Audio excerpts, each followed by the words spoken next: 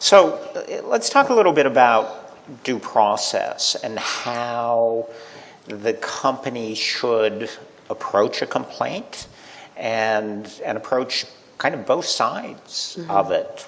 How does that process work? Because I know a lot of HR people kind of get it dropped in their lap, and often because they're on the inside, they have their own power structure that they have to deal with. Smaller companies, everybody knows everybody. So what's the best way to proceed with this? Well, the most critical thing is, of course, to pay attention to a complaint and not to just slough it to the back, right? Pay attention to it. And then you need to figure out who's going to investigate this. And it has to be a qualified person.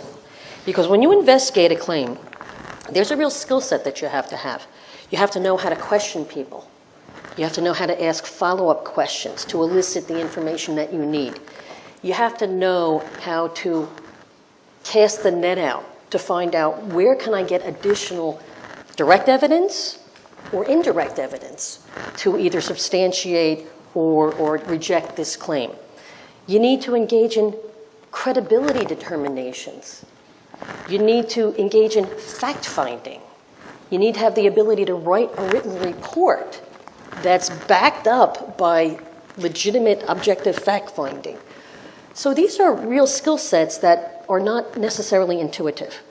And I think a lot of employers they want to save money and they just give it to somebody internally. And I will say larger corporations probably have somebody on staff who's got those skill sets. A lot of small employers probably do not. So they should really think about securing a third party to conduct that investigation, because should there ever be litigation that comes around the corner, that investigation is going to be Exhibit A, and it's going to be examined. And if you didn't have a qualified individual who knows to get at the truth, you're going to lose that case. I've been doing it for 30 years, and I'm still learning. And I'm pretty good at it, but I'm still learning. Every case has its own challenges. Every investigation has its own challenges. But let's say you do have somebody internally who's equipped to do an investigation. Should you have that person do it? What are the optics of using an internal person? If the accused is the boss, how are you going to have a subordinate investigate the boss? Everybody's going to say, the fix is in. There is no way that person can objectively find that the boss really did it. So in that circumstance, you're certainly going to want an outside person to do it. And also a third party, even if it's not the boss, a third party investigator, when I go into do an investigation, I don't know the people who are there. I don't usually know the accused. I don't usually know the individuals who's bringing the complaint, and I don't know the witnesses. So I have an objective cloak going into it, where I don't have any preconceived notions. So it right away lends some more credibility and objectivity to the investigator's conclusions.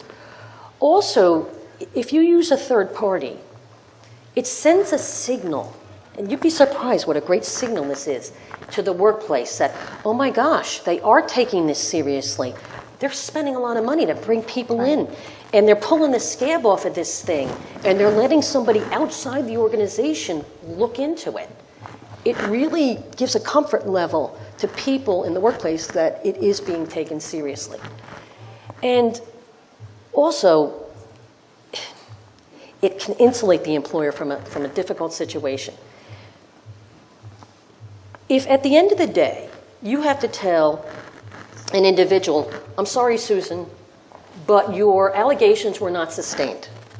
Or conversely, you have to tell another individual, I'm sorry, Frank, but we found that you did X, Y, and Z and you're fired. You're going to get a lot of pushback from both those sides. What do you mean? What about this? What about that? I mean, we've all been through that, right? But I said this and she said. If you use a third party, they're the people making that hard call. They're the people who say, I'm recommending termination. So you as an employer get to insulate yourself from that and say, well, gee, Frank, I'm sorry, but she made the call. You'd have to ask her. I have no idea how she came to that conclusion. All I know is that was her conclusion. And it kind of cuts that pushback kind of short, and you can lay it at the feet of someone else who made that call.